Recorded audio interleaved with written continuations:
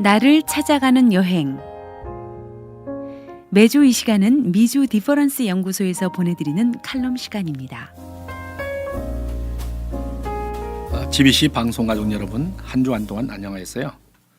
디퍼런스 연구소 미국 본부를 섬기고 있는 오동희 목사입니다.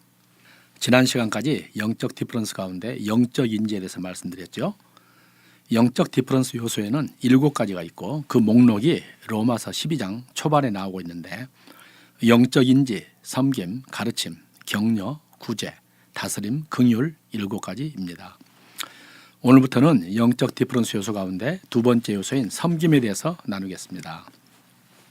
섬김은 사람의 몸으로 본다면 손에 해당되는 요소이기 때문에 학술적인 용어로는 손 숫자를 써서 수인이라고 합니다. 저 사람은 일손이 재빨라, 일손이 부족해, 그런 표현들이 있죠.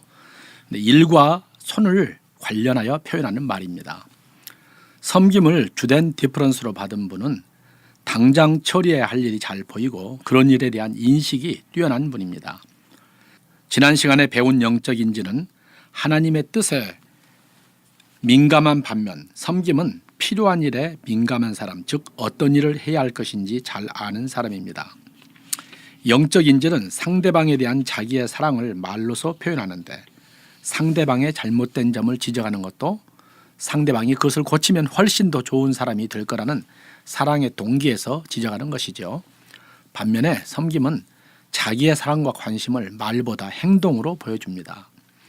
지금까지 디퍼런스를 진단한 데이터상으로 보면 섬김의 분포도는 아주 높게 나옵니다.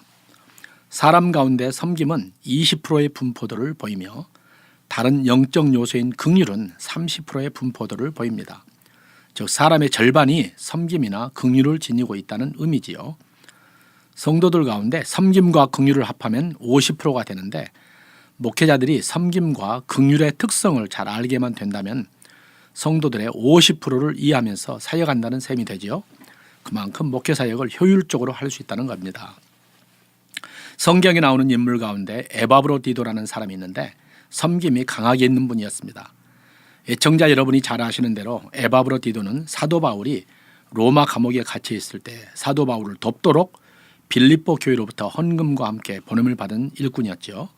그런데 에바브로디도는 바울을 섬기다가 자신이 병이 들었고 죽을 지경까지 이르게 되었는데 하나님께서 긍휼을 베푸사 그를 살리셨죠. 그에게 섬김이 강하게 있었던 것입니다.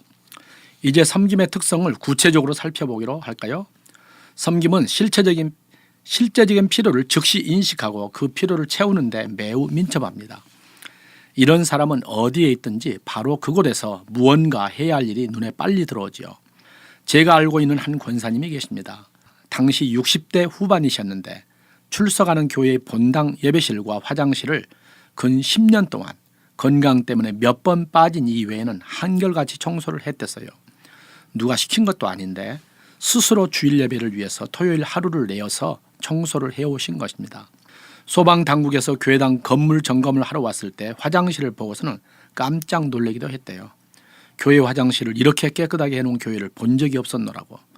저는 그 권사님과 대화를 나누면서 아마도 섬김이 강하게 있을 거라고 생각했었는데 나중에 진단검사를 해보니 섬김이 맨 첫 번째로 나오더군요. 다른 예를 들어볼까요? 교회에서 주일 점심 식사 후에나 성경 공부가 끝난 후 대부분은 그냥 자리를 떠나지요. 그런데 사람들이 다 간 후에 자기 주위 의자 정리를 하는 분을 보실 겁니다. 누가 시킨 것도 아닌데 자기도 모르게 정리를 하는 것이죠. 이런 분은 섬김이 있으신 분이시죠. 그런 분은 정리를 해놓지 않으면 자신의 마음이 편치 않은 것입니다. 섬김의 또 다른 특성은 남이 일을 부탁하면 잘 거절하지를 못한다는 것입니다. 주위에 할 일이 보이기만 해도 하는 사람인데 남이 자기에게 부탁하는 일을 거절하겠습니까? 못하지요. 남이 무언가 부탁하면 잘 거절하지 못하는 사람이 또 있는데, 육적 디퍼런스가 점액질인 사람도 이런 경향이 강해요. 하지만 섬김과 점액질이 남의 부탁을 거절하지 못하는 이유가 서로 다릅니다. 섬김은 그 사람의 필요를 채워주고 싶어서 거절을 못하고, 점액질은 남과의 화평을 추구하는 사람이라서 행여 부탁을 거절하면 그 사람의 마음이 상할까 봐 거절을 못하는 것입니다. 따라서 섬김과 점액질을 동시에 지니고 있는 사람은 남의 부탁을 거절하기가 정말 어려운 사람임을 알 수 있겠죠. 애청자 여러분 가운데서도 남이 부탁을 해오면 거절하기가 어려운 분이 계실 겁니다. 이런 분은 남이 부탁할 때 정중하게 그리고 단호하게 거절하는 것을 배워나갈 필요가 있습니다. 저도 마음은 해드리고 싶은데 지금은 제가 하고 있는 일이 너무 많아 해드리기가 심히 어렵습니다. 양해하여 주십시오. 라면서 거절하는 법을 배워나가야 합니다. 그렇지 않으면 남들이 부탁한 것들을 다 해주다가 정작 자기 자신의 중요한 과제를 효율적으로 하지 못하여 큰 낭패를 보게 될 수 있습니다. 섬김은 또한 손으로 하는 일을 즐기고 대개 손재주가 뛰어납니다. 이런 분은 어려서부터 일솜씨가 뛰어나서 남은 일주일 배워야 할 일을 하루만 배워도 잘 해나가는 사람이죠. 여자분들 가운데 섬김 있으신 분은 음식 솜씨가 뛰어난 분이 많습니다. 제 고등학교 동문 가운데 한 분은 그 아내 되신 분이 음식 솜씨가 아주 뛰어난데 이분은 교회에서 200여 명 되는 분 식사 준비하는 것, 도맡아 하는 것을 겁내지를 않는다고 해요. 진단검사를 하진 않았지만 분명 섬김이 있는 분일 겁니다. 섬김이 있으면서 육적 디퍼런스로 우울질이신 분은 장인 정신이 아주 뛰어난 분이십니다. 같은 일을 10년, 15년 계속하더라도 지겨움을 느끼지 않고 즐겁게 하시니 그렇게 하다 보면 뛰어난 장인이 되는 거죠. 애청자 여러분 가운데서 제 말에 공감하는 분이 계실 겁니다. 반면에 이와 반대되는 것이 영적 디퍼런스 가운데 다스림인데 다스림은 변화가 없이 한 가지를 계속하는 것을 갑갑해서 못 견디하고 그렇게 하지도 못하는 사람이죠. 또 섬김은 일을 시작하면 중간에서 그치는 법이 없는 매우 충성스러운 일꾼입니다. 일에 대한 에너지가 넘치고 일을 보면 못 참는 성격이므로 일을 한번 시작하면 일이 끝날 때까지 해나가지요. 이런 분은 일을 맡으면 대강대강 하는 법이 없고 아주 충성스러운 분이십니다. 그래서 교회에 섬김을 지닌 분이 많으면 교회 일이 잘 돌아갑니다. 섬김 있는 분들은 거의 보편적으로 건강을 타고난 사람들입니다. 건강을 타고나다 보니 이런 사람은 자신의 몸을 잘 돌보지 않고 지내는 경향이 있죠. 일을 좋아하고 충성스럽게 하다 보니 에너지가 마지막으로 소진될 때까지 일을 합니다. 그러다가 한번 쓰러지면 쉽게 일어나질 못하고 크게 고생을 하는 수가 있습니다.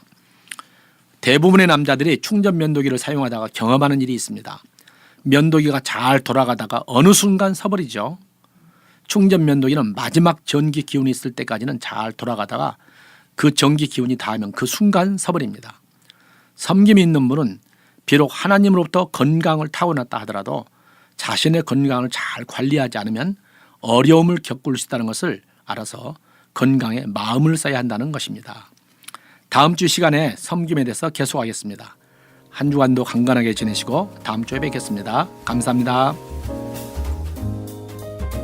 지금까지 미주 디퍼런스 연구소에서 보내드렸습니다. 칼럼을 들으시고 연락을 원하시는 분은 714지역 401-0691 714-401-0691 미주 디퍼런스 연구소로 연락해 주시기를 바랍니다.